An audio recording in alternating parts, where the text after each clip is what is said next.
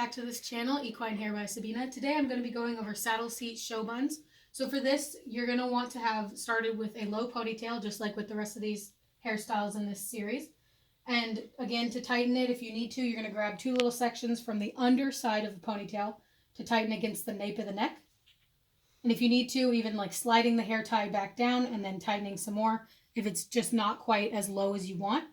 And then you're also going to want to have a hairnet, the similar color to the person's hair, which I do have here, and I'm going to put on my chair. And then you're going to want to clip like this. So you want it to be big enough to reach across the bun once we get to that step, as well as indented here so it can hold more hair. And it doesn't matter what color it is because it will be completely hidden.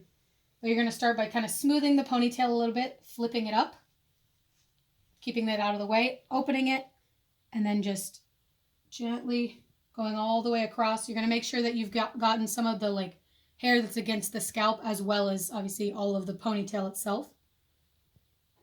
And keeping the hair out of the way while you close it, just for their sake, so they don't get any pinches or pulls. And then making sure it's straight just so it looks best. Then you're going to flip it back down. Her hair is at a good length that you don't need to tease too much. But with someone who might have longer hair or thinner hair, you're going to have to tease a little bit. I'll tease just a bit, but you can just kind of tease against, kind of towards the thing there. Keeping this hair as smooth as possible, but the underside is where you can add a little bit more volume without getting too tangly because it's annoying afterwards. And then I'm going to be grabbing the hairnet, and it doesn't matter which way you start, where the knots are or anything. They're not going to be visible. You're just going to start. Actually, I'm going to pin first. I lied. I'm going to grab. So I have a few bobby pins. I'm going to pin some of the, can you hold this? Her hair just down a little bit, just so the hairnet doesn't have to do all of the work. So again, the ridges of the bobby pin will go down. Will go down. But I'm just going to grab little pieces and pin them under the first bun, if you will, of the ponytail there. I might grab a few more pins, but first I'll start with these. Now see, this is the shape we want, is that nice crescent roll, like I like to call it. Smoothing it down, pinning just the bottom. And then getting nice feedback if she feels like she's uncomfortable and the pins are a little bit too tight or something like that, she'll let me know.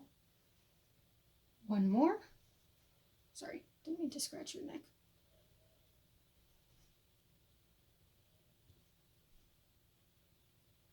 Does that feel good? Okay. So it's loose. It's a very general shape, but it's still not perfect. So we're going to grab the hairnet, putting it over. Again, I like to start from the top, or from the bottom going up. I don't really know why.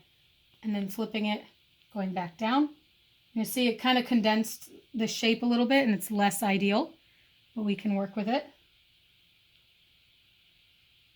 I'm going to use the hairnet and grabbing the hair together and kind of readjust the crescent roll how I want it. So making sure that it's kind of, all of the hairnet goes around the entire thing, things like that first before I start pinning, just so we don't have anything slip out. So I've got my little tin here with some regular bobby pins and some hairpins. I'm going to be using hairpins.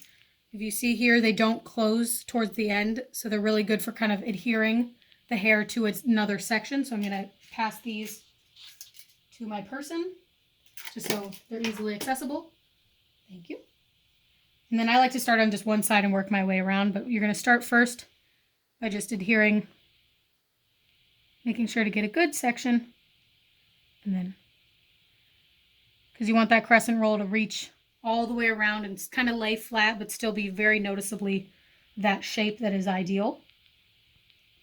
And then it's always good to kind of go at an angle, so you're not going straight down, because you don't get as much grip going straight down as opposed to kind of at an angle. So the middle is looking really good. I might do one just to kind of secure it, but I'm not going to worry too much about that. I like to do kind of going around the perimeter and working from there.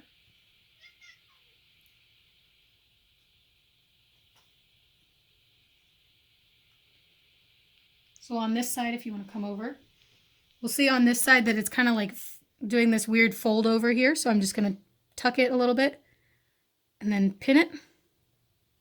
And same thing with this lower section. I'm going to grab a section there and then use the pin to kind of bring it together.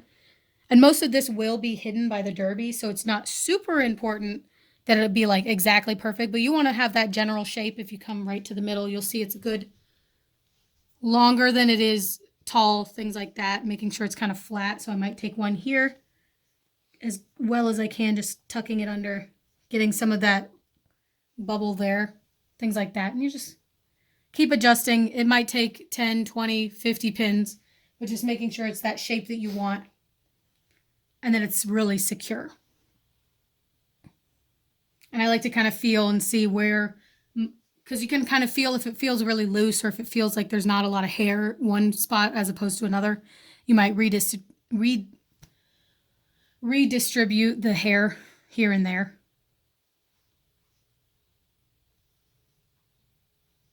Okay, let's shift a little bit. Perfect.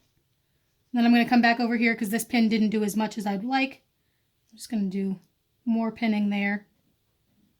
And then maybe one or two under. Really secure that. Still feeling good? Mm-hmm. Okay.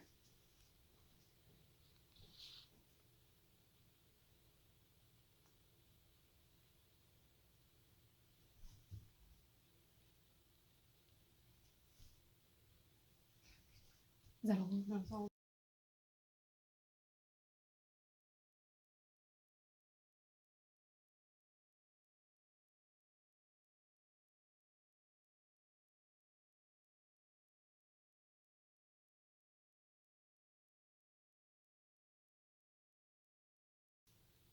Okay, so here's your finished product. The last step will just be a little hairspray to smooth everything down here. Again, not much of this is going to be seen, but especially the flyaways around the ears, you want to keep those down. So making sure to cup around the ear and also like the face if you're kind of spraying in that direction. I like to lightly spray so I make sure that I can kind of control where I'm going. And then just smoothing down.